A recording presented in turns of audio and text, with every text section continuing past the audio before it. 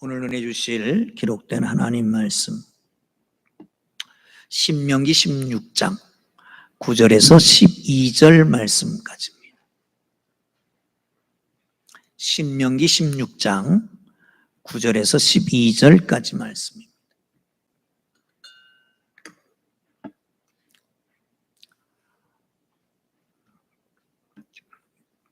다 찾으셨으면 우리 함께 읽겠습니다. 시작. 7 줄을 세일지니 곡식의 낫을 대는 첫날부터 7주를 세어 내 하나님 여호와 앞에 칠칠절을 지키되 내 하나님 여호와께서 내게 복을 주신 대로 내 힘을 헤아려 자원하는 예물을 드리고 너와 네 자녀와 노비와 네 성중에 있는 레위인들과 및 너희 중에 있는 객과 고아와 과부가 함께 내 하나님 여호와께서 자기의 이름을 두시려고 택하신 곳에서 내 하나님 여호와 앞에서 즐거워할지니라.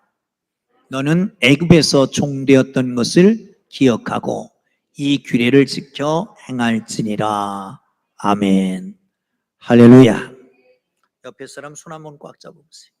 그리고 인사하겠습니다. 감사합니다. 여러분, 사람이 태어나서 제일 먼저 배우는 말이 뭐라고 생각합니까? 네보라 노빌이라고 하는 분이 감사의 힘이라고 하는 책 속에서 이런 얘기를 합니다. 언어, 피부 색깔, 지구상에 있는 모든 나라들이 다 다를지라도 제일 먼저 배우는 단어는 엄마 아빠랍니다. 그리고 그 다음에 배우는 단어가 있다면 고맙습니다, 감사합니다 입니다. 발달 심리학으로 유명한 인지발달론을 써서 아주 유명하게 된 짱피에르라고 하는 분이 아주 재미있는 실험을 했습니다. 큰 유리방에 갓 돌이 지난 아이부터 유치원에 들어가기, 유치원 아이까지, 초등학교 들어가기 전까지 아이들을 놓고 한 달 동안을 관찰했습니다. 그리고 보고서를 냈습니다. 그 보고서의 내용은 이겁니다. 나이가 어리면 어릴수록 이기적이고, 나이가 어리면 어릴수록 감사할 줄 모르고, 나이가 어리면 어릴수록 원망, 불평 많고 투쟁적이다. 반면에 성숙한 사람일수록 성숙한 사람일수록 감사하고 산다라고 하는 겁니다. 존 헨리 조엘이라고 하는 분은 그런 얘기를 합니다. 감사할 줄 아는 마음은 예방주사 같고 항생제 같고 방부제 같다. 우리에게 찾아드는 모든 질병과 불행과 고통, 이런 것들을 예방주사 맞은 것 같이 잠깐 왔다가 지나가고, 하나님 앞에 감사하면 모든 것이 예방되고 어려움이 올지라도 능히 이겨낼 수 있다라고 하는 것입니다. 사랑하는 성도 여러분, 그러기에 감사합니다, 고맙습니다를 많이 하기를 바랍니다. 아멘. 다시 한번 인사합니다. 옆에 분하고 인사. 감사합니다, 고맙습니다, 사랑합니다. 아멘. 영국의 주석가인 매추엘리는 감사는 플러스. 그래서 모든 것에 감사하면 거기에 하나님의 축복이 더해진다. 어떤 일이든지 어디서든지 감사하면 플러스의 축복이 주어진다라고 말합니다. 반면에 원망하고 불평하는 것은 빼기와 같아서 모든 것을 빼앗긴다라고 하는 겁니다. 지난 주에 예배 드리고 나서 제자 훈련을 하는데 어디에 제일 은혜 받았습니까? 물었더니 한 사람이 원불교 신자요. 그런데 놀랍게도 거기 있었던 모든 사람들이 나도 그 말 하려고 그랬는데 그러더라고요. 그러니까 가장 은혜 받은 말이 뭐냐? 원불교 신자라는 거예요. 원불교 신자가 뭐죠? 원망, 불평하는 교인. 그게 원불교 신자랍니다. 사랑하는 성도 여러분, 칼발트는 기독교와 다른 종교의 차이점이 뭡니까? 단 한 단어로 말했습니다. 다른 게 아니라 감사다라고 말했습니다. 기독교인만큼 감사를 많이 하는 사람이 없습니다. 여러분, 비가 와서 원망하고 투덜대며 오셨습니까? 감사하면서 오셨습니까? 할렐루야. 그래요. 비가 와도 감사하고 날이 맑아도 감사하고 감사하는, 이게 기독교에서만 볼 수 있어요. 심지어는 초상집에 가서도 감사하잖아요. 여러분, 그러면 여러분은 어떻습니까? 하나님께서 내 인생의 주관자 되심을 믿습니까? 인정하십니까? 긍정하십니까? 그렇다면 모든 것이 다 하나님이 주신 것이기에 감사할 수밖에 없는 거 아닙니까? 찬양할 수밖에 없는 거잖아요. 그게 바로 그리스도인입니다. 왜? 원래부터 기독교는 감사로 시작됐습니다. 만악의 죄악 가운데 허물과 죄로 죽었던 우리를 힘으로도 안 되고 능으로도 안 되고 어떻게 할 수 없는 우리에게 하나님께서 독생자 예수 그리스도를 보내주셔서 그를 믿음으로 말미암아 구원받고 이 비천한 우리가 하나님의 자녀 되었다라고 하는 이 놀라운 사실, 그 감사로 시작되는 게 기독교 신앙이잖아요. 아멘. 그렇다면 우리에게서 감사가 적어진다, 감사가 없어진다, 감사가 상실된다 라고 하는 것은 믿음의 문제입니다. 신앙의 문제입니다. 감사와 신앙은 비례합니다. 감사가 바로 믿음의 척도입니다. 믿음의 수준이 그의 감사를 보면 알 수 있는 것입니다. 사랑하는 성도 여러분, 감사하는 사람은 점점 더 풍족해지고 불평하고 불만하는 사람은 있는 것까지도 없어질 수 있습니다. 그러기에 죄 중에 가장 큰 죄는 감사할 줄 모르는 죄입니다. 아멘? 아멘? 자, 옆에 있는 분하고 이렇게 얘기하셔. 이렇게 얘기하셔. 큰 죄 짓지 맙시다. 시작. 큰 죄는 짓지 맙시다. 아멘? 할렐루야. 그렇습니다. 감사하십시다. 감사합니다. 짧은 한마디가 인생 전체를 바꿀 수 있습니다. 각 개인의 잠재력을 끌어올리고 인간 관계를 원만하게 맺게 만들고 감사합니다라고 하는 것이 활기차고 스트레스를 사라지게 만들고 감사 연습을 많이 함으로 모든 역경을 빨리 극복하고 회복하는 놀라운 은혜가 있는 걸 믿으시기를 축원합니다. 감사 속에 면역력이 길러지고 수명이 길어지고 많은 사람에게 호감을 갖다 주고 창조적으로 창의적으로 문제를 해결할 수 있는 능력이 생기는 걸 믿으시기를 축원합니다. 그래서 이스라엘 백성들은 아주 달력에다가 감사하는 날을 써놨어요. 감사하는 날. 7.7절, 6월절, 수장절, 초막절, 감사하는 날입니다. 감사하는 날. 사랑하는 성도 여러분, 그래서 5월부터 6월까지는 보리, 밀추수하고 맥추 감사주의를 지킵니다. 9월부터 11월까지는 포도, 무화과, 감람나무 열매 등을 다 거둬들이고 감사를 드립니다. 1년에 2번씩 감사절기를 드리는 거예요. 사랑하는 성도 여러분, 오늘 본문에 이렇게 말합니다. 곡식을 낫을 대는 첫날부터 7주를 세어서 내 하나님 앞에 7.7절을 지키라 라고 말씀합니다. 사랑하는 성도 여러분, 날짜를 세고 시간을 세고 그리고 하나님이 주시는 은혜도 세고 축복도 세고 감사할 수 있기를 주의 이름으로 축원합니다. 아멘. 할렐루야.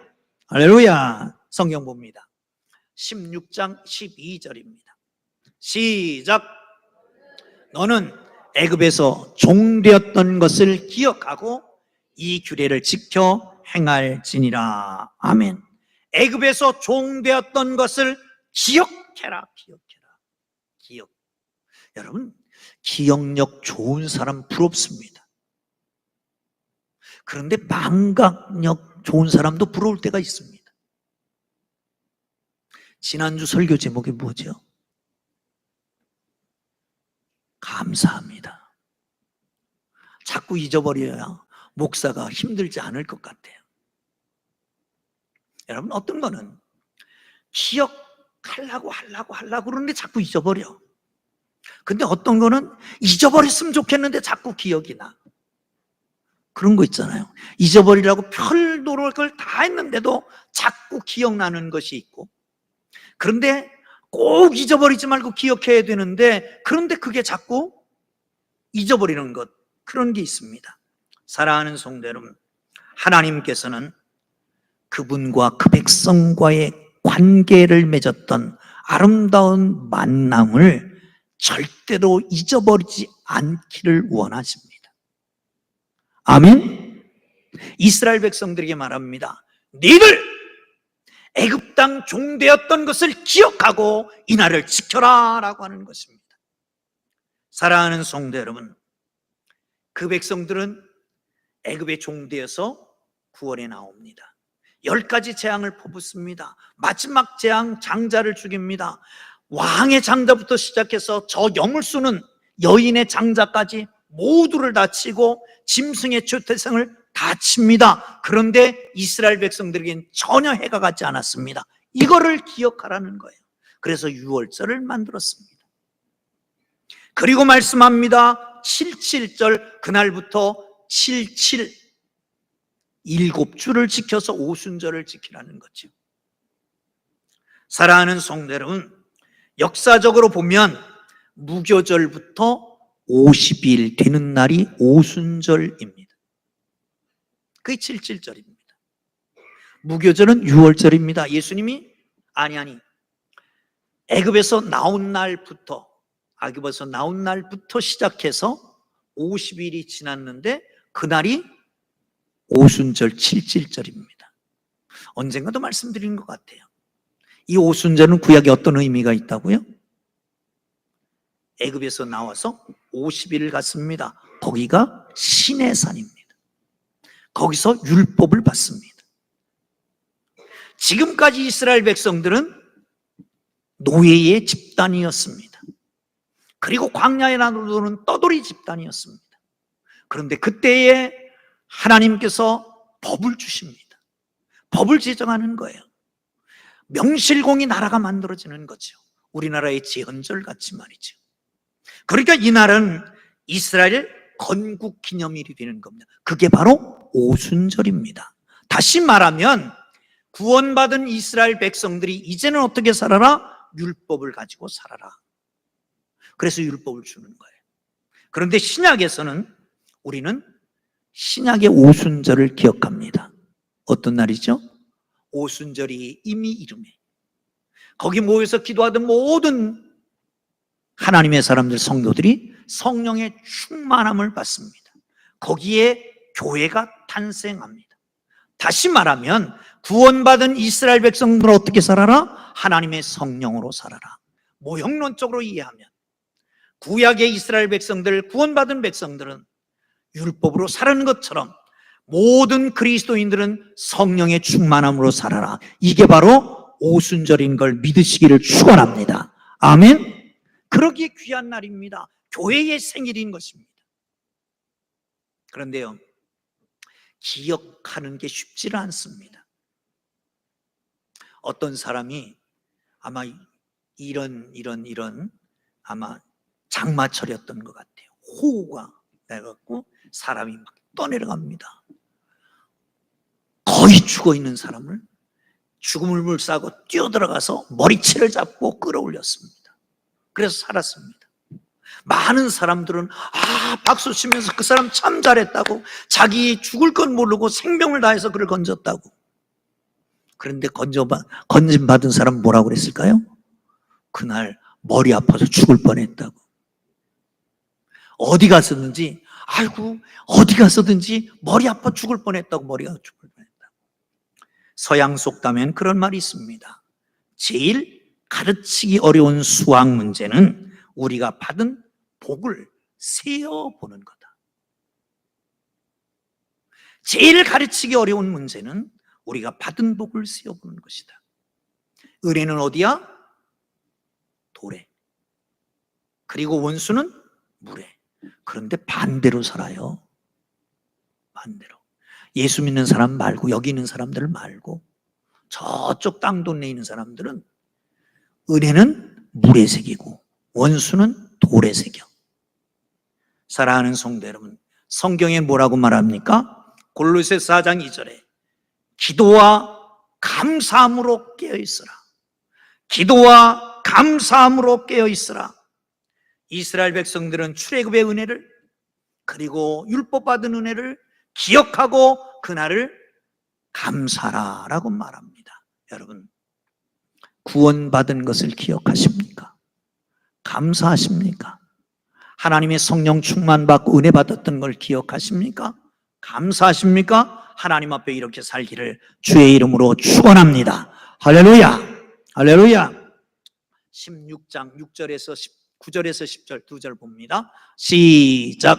7주를 세일지니 곡식의 낫을 대는 첫날부터 7주를 세어 내 하나님 여호와 앞에 7절을 지켜 내 하나님 여호와께서 내게 복을 주신 대로 내 힘을 다하여 자원한 예물을 드리고 아멘 할렐루야.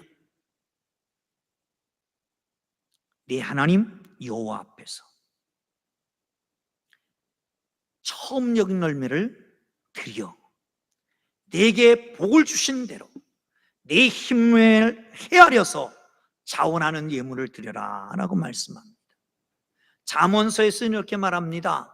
3장 9절에서 10절에 내 재물과 내 소산물의 처음 익은 열매로 하나님을 공경하라. 그리하면 내 창고가 가득 차고 내 포도주 틀이 새 포도주가 넘치리라. 아멘 할렐루야. 제가 어려운 교회 무장리에 하루에 차 3번, 4번 들어가고 그리고 성도들은 한 30명 되는 교회에 목회를 했습니다. 참 순수합니다. 아침에 눈을 뜨면 밭에 가서 일하고 그리고 점심에 밭에 들어왔다가 밥 먹고 다시 가서 일하고 저녁에 자고 죄 질세가 없어요. 그래서 회개하라 설교를 안 했습니다. 죄 질세가 없는데 어떻게 회개하라 설교를 안 했어요? 두 번째는 우리 교회 성도들 말고 그 지역 일대에 조사를 했습니다. 그랬더니 가정당 당시가 84년도 85년도였었는데 가정당 빚이 200만 원 정도 됐어요. 그거 엄청난 겁니다 지금으로. 그런데 그들한테 헌금하라고 설교를 못 하겠더라고요. 2가지 설교를 못 했습니다. 나중에 깨달은 바가 있습니다. 나중에 깨달은 바는 이게 젊었을 때니까. 그런데 죄는 드러나는 행위의 죄만이 아니라 마음으로 짓는 것도 죄잖아요. 농사 지면서도 죄를 질 수 있다는 거죠. 또 나중에 또 하나 깨달은 게 있습니다. 헌금 설교를 안 한 것 네가 죄인 거다. 왜? 축복의 길을 막았기 때문이다. 아멘을 안 하시는데 여러분 오늘 본문에도 그렇게 말합니다. 네 소산의 처음 열매로 여호와를 경외하라. 그리하면 내 창고가 가득 차고 내 포도즙 틀이 새 포도즙이 넘치리라. 할렐루야. 사랑하는 성도 여러분, 우리는 새해가 맞이하면 송구영신 예배를 드립니다. 그리고 금년에 하나님이 주셨으면 좋겠는 기도 제목 소원들을 써서 하나님 앞에도 드리고 그리고 기도하기 시작합니다. 여러분, 그 기도가 얼만큼 응답됐습니까? 이제 6달이 꽉 찼잖아요. 6달. 어떤 복, 어떤 은혜로 돌아왔습니까? 돌아봅시다. 헤아려 보십시오. 직장 문제를 놓고 기도했는데 취업의 문이 열렸습니까? 대학 입시의 문제를 놓고 기도했는데 대학교에 입학했습니까? 병든 자를 위해서 기도했는데 치유를 받았습니까? 악한 결박에서 묶인 자를 위해서 기도했는데 해방돼서 깨끗하게 됐습니까? 사랑하는 성도 여러분, 기도하는 것도 중요합니다. 그러나 잠깐 머물러 서서 내가 받은 은혜를 다시 묵상하는 것 더 중요합니다. 여러분, 종은 소쳐서 울려야 종입니다. 행복은 감사할 때 그게 진정 행복이 되는 것입니다. 감사는 깨달음과 겸손과 믿음에서 나오는 거라고 합니다. 그래서 3차원적인 기도가, 감사가 있다고 그러죠. 첫째 차원은 물리적인 감사입니다. 조건적인 감사, 반사적인 감사입니다. 먹을 것 주셨으니까, 건강 주셨으니까, 기도 응답해 주셨으니까 감사하는 물리적인 감사. 두 번째 감사는 철학적인 감사입니다. 가난하다가 부해졌다, 그 문제가 아닙니다. 그래서 감사하는 게 아닙니다. 그대로 있습니다. 그런데 깨닫고 보니까 감사한 거예요. 예를 들면 전에는 은혜인 줄 몰랐는데 그게 은혜였어요. 전에는 복인 줄 몰랐는데 그게 복이었어요. 전에는 불행한 줄 알았는데 아니 그게 아니라 나는 행복한 사람인 거예요. 이런 감사 말이죠. 마지막 감사는 신학적 감사입니다. 이 감사는 예수 그리스도의 십자가의 은혜를 감사하는 겁니다. 하나님의 자녀됨을 감사하는 겁니다. 그것이 은혜고 기쁨이고 축복이라고 생각해서 감사하는 거지요. 여러분, 최소한 우리는 어쩌면 1차원적인 감사에, 조건적인 감사에, 물리적인 감사에 머물러 있지 않습니까? 좀 생각을 해보십시오. 생각하면, 기억하면 하나님께서 주신 놀라운 은혜, 아니 지금 누리고 있는데도 못 누리는 거예요. 어떤 사람이 빵을 만드는 사람이 있었습니다. 빵을 오븐에서 꺼내갖고 오는데 지나가던 이웃 아저씨가 아우 빵 냄새 얼마나 맛있는지 모르겠다. 이 냄새만 맡아도 건강해지는 것 같다. 아, 내가 잘못했구나. 나는 빵만 팔았지 이 빵 냄새를 안 팔았구나. 빵 냄새를 팔아야 되겠다 생각하고 그 옆집에 갔습니다. 아저씨, 빵 냄새 맡은 값 내놓으세요. 줬을까요? 안 줬을까요? 여러분 같으면 주겠어요? 아마 풍동교회 교인 같으면 다 줬을지도 모르지. 안 준다, 준다. 결국은 어디 가겠어요? 법원에 가지. 그래서 빵 냄새 대금 청구 소송을 했습니다. 이 소식을 들은 동네 사람들이 그날 다 모였습니다. 어떻게 판결을 하나 보자. 원고가 아주 장황하게, 적나라하게 표시합니다. 아니 내가 땀을 흘리고 열심히 일해서 빵을 만들었는데 저 사람 냄새만 맡고 그리고 값을 안 낸다고 말이에요. 그러니까 판사가 끄떡끄떡하더니 판결했습니다. 이웃집 아저씨는 빵집 주인에게 100만 원을 주십시오. 깜짝 놀랐잖아요. 그냥 못 씹은 표정을 하면서 억지로 100만 원을 보냈습니다. 그랬더니 이 아저씨가 이 빵집 주인이 이걸 들고 얼마나 기뻐했는지요. 막 기뻐하고 있는 찰나 아직 재판은 끝나지 않았습니다. 그 아저씨는 빵집 주인에게 100만 원을 돌려주십시오. 왜냐하면 이 아저씨는 냄새는 맡았지만 그 빵을 가져간 건 아닙니다.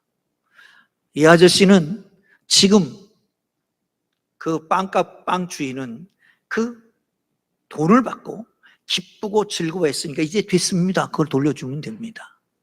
여러분, 문제는 뭘까요? 누리는 복을 모르는 거예요. 누리는 복을. 여러분, 복에는 두 가지가 있습니다. 하나는 소유의 복입니다. 또 하나는 누리는 복입니다. 여러분, 주님께서 주시는 이 놀라운 축복들을, 하나님께서 주신 복을 누리기를 주의 이름으로 축원합니다. 할렐루야. 10절을 한 번 더 봅니다. 시작. 내 하나님 여호와 앞에 7절을 지키되 내 하나님 여호와께서 내게 복을 주신 대로 내 힘을 헤아려 자원하는 예물을 드리라. 아멘. 여기 오늘 본문이 4절밖에 안 됩니다. 9절에서 12절까지. 그런데 내 하나님 여호와, 내 하나님 여호와 앞에라고 하는 말이 계속해서 반복되어 나옵니다. 그리고 그 하나님 앞에서 즐거워하라는 겁니다.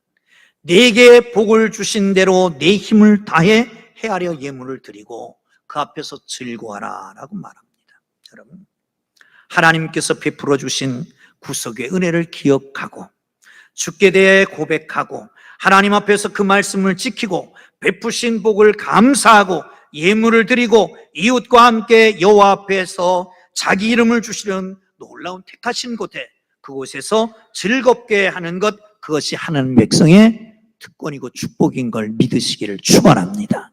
여러분, 하나님은 우리와 늘 동행하십니다. 아멘. 하나님이 함께하는 복을 누리기를 주의 이름으로 축원합니다. 아멘. 하나님 어디 계시죠? 여기 계십니다. 하나님이 함께 계시는 것은 합리적으로, 산술적으로 계산할 수 있는 게 아닙니다. 금요일날 심야 기도회 때 오셨던 분들은 들었을 겁니다.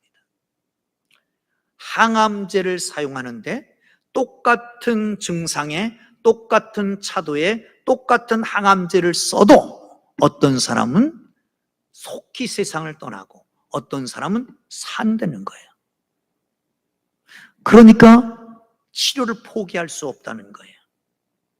뿐만 아니라 유명한 암 전문 교수가 하는 말이 99% 죽고 1%가 산다. 그러면 내가 1%에 들어가면 살 수 있다는 거예요. 요즘 만에 하나, 만일이 참 문제입니다. 많은 사고들이 나잖아요. 그런데 사고는 설비 내지는 이 모든 것을 준비하면서 만에 하나를 준비하는 거예요. 그냥 대충 다 해놨어. 문제가 전혀 없어. 근데 만에 하나, 만 가지 중에 하나, 만분의 일, 그게 문제야. 그래서 사고가 나는 거예요. 근데 사랑하는 성도 여러분, 만에 하나에 우리가 들어가면 10,000명이 죽을지라도 나는 사는 거예요. 아멘? 10,000명이 다 불황이라고 해도 여기 내가 10,000,000,000 속에 들어가면 나는 호황을 누릴 수 있는 거예요. 믿습니까? 이건 누가 말하는 거냐? 의사들이 말하는 거예요. 그런데 여러분, 우린 의사가 아니라 하나님을 믿는 백성들이잖아요. 하나님을 믿는 백성들이잖아요. 하나님을 믿는 백성들. 과학자들도 그렇게 말하는데 하나님을 믿는 백성들이 조그만 문제만 있으면 힘들고 어렵다고, 고통스럽다고, 어떡하냐고 탄식하고만 있어서 되겠냔 말이죠. 여러분, 하나님이 우리와 함께 하시는 걸 믿으시기를 축원합니다. 하나님이 우리와 동행하실 걸 믿으시기를 축원합니다. 제가 언젠가 소개했던 마이클 프로스트의 일상 하나님의 신비라고 하는 책이 있습니다. 여기에 보면 성자를 찾아서 제자들이 모였습니다. 많은 날 동안 일을 했습니다. 그리고 어느 날 찾아왔습니다. 선생님, 우리에게 기적을 보여주십시오. 이렇게 많은 날이 지나지 않았습니까? 이때 그 선생님이 이렇게 얘기합니다. 기적을 구한다고? 잘 들어라. 가서 물을 깃고 장작을 패고 돌을 쪼거라. 그것이 기적이 아니더냐. 이 땅에 50년, 70년, 80년을 살면서 그 누구를 속이지 않는 것도 저주하지 않고 사는 것도, 살인하지 않고 이만큼 살 수 있는 게 축복의 기적이 아니더냐. 사랑하는 성도 여러분, 우리는 큰 일 가운데서만 하나님을 보려고 그럽니다. 홍해가 갈라지는 곳에서 하나님을 보고, 여리고성이 무너지는 곳에 하나님을 보고, 그리고 파도가 잔잔해지고 눈먼 자가 보게 되고 그 속에서만 하나님을 보려고 그럽니다. 그러나 하나님은 일상 속에 계시는 걸 믿으시기를 축원합니다. 일상 속에서 만나기를 주의 이름으로 축원합니다. 그래서 그 원래 원제목은 이겁니다. Eyes wide open. 눈을 크게 열어라. 그러면 하나님이 보인다는 겁니다. 원래의 그분은 부제로 이렇게 붙였습니다. Seeing God in the ordinary. 일상적인 사건 속에 하나님 보기라고 하는 책입니다. 사랑하는 성도 여러분, 하나님은 굉장한 사건 속에서만 보이는 게 아니라 우리 일상생활 속에서도 늘 함께 하시는 걸 믿으시기를 축원합니다. 아멘. 그러기에 이 시대의 저주는 뭐냐? 저주는 불신이 저주고, 하나님의 말씀을 봐도 믿어지지 않는 그게 저주고, 하나님의 말씀으로 들리지 않는 귀가 저주라고 말합니다. 이건 내 말이 아니라 우치무라 간조라고 하는 분이 얘기했습니다. 만일 하나님이 인간을 저주하신다면 그것은 질병이나 실패나 배신이나 죽음의 저주가 아니라 오히려 하나님이 살아계심이 믿어지지 않는 저주. 성경을 봐도 읽어도 하나님의 말씀이 들려오지 않는 막힌 귀, 감사하는 마음이 생기지 않는 마음, 이것이 바로 저주라고 말하고 있습니다. 사랑하는 성도 여러분, 일상 속에서 하나님의 능력, 하나님의 권능, 하나님의 축복을 발견하기를 주의 이름으로 축원합니다. 한 가지 얘기를 하고 마치려고 합니다. 마사이족, 케냐의 마사이족에 사역하는 안찬호 선교사의 이야기입니다. 마사이족은 건기가 되면 소를 몰고 나간다고 합니다. 우기가 되면 10월쯤 되는데 데리고 들어옵니다. 어느 해에 추장이 소가 153마리를 데리고 나갔는데 전염병이 돌았습니다. 자그마치 91마리가 죽고 62마리만 살아갖고 왔습니다. 선교사 소도 30마리 중에 12마리가 죽고 18마리가 돌아왔습니다. 선교사가 가슴이 철컥 내려앉았습니다. 아, 큰일 났구나. 저 추장이 상심하면 어떡할까? 그래서 저 추장이 안 나오면 얼마나 큰 영향력이 미쳐지는 거예요. 마을 전체가 교회를 안 나오고 예수 안 믿을지도 모른다. 그래서 찾아갔습니다. 신방을 했는데 신방도 거절합니다. 아, 역시 큰일 났구나. 하나님, 저 마음을 위로해 주세요. 하나님 아버지, 추장에게 하나님이 살아계심을 알게 해주세요.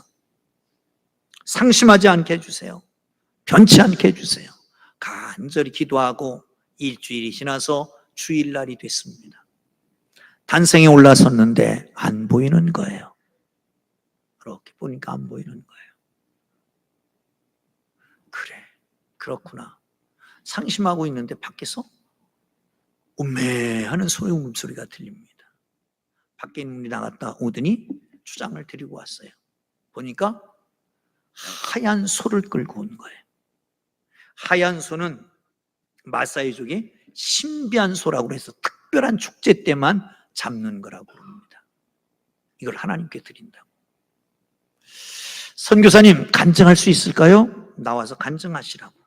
그랬더니 이렇게 간증하더랍니다. 할렐루야! 예수님이 저를 얼마나 사랑하시는지 알았습니다. 너무 감사해서 가장 좋은 소를 하나님께 드립니다. 제 소 62마리와 목사님 소 18마리가 남았습니다. 하나님께서 제 소를 91마리나 죽이셨습니다. 처음에 야속했습니다. 계속해서 죽어가는 소를 보고 기도했습니다. 하나님 지켜주세요. 살려주세요. 저는 아무것도 할 수 없습니다. 그때부터 하나님께서 그 기도를 들어주셨습니다. 능력을 보여주셨습니다. 더 이상 소를 죽지 않게 하셨습니다. 그리고 이런 얘기를 했습니다. 제 소 91마리를 죽일 수 있는 분은 153마리를 다 죽일 수도 있었습니다. 그런데 하나님께서 제 기도를 들어주시고 더 이상 죽지 않게 하시고 제 소 91마리밖에 죽지 않았습니다. 그래서 62마리를 데리고 올 수 있었습니다. 만약 하나님께서 제 기도를 들어주시지 않았다면, 저를 사랑하시지 않았다면 소는 다 죽었을 것입니다. 그분이 저를 사랑하시고 제 기도를 들으신다는 것을 확실히 알게 되었습니다. 그래서 너무 감사해서 이 소를 드립니다. 모두 드려야 하는데 아직 내게는 어린아이가 있고 그리고 우유가 필요합니다. 그래서 여기 이 한 소만 드립니다. 언제든지 교회나 목사님이 필요하시다면 소를 다 드리겠습니다. 제가 가진 소는 모두 하나님의 것입니다. 이러고 간증이 끝났다는 거예요.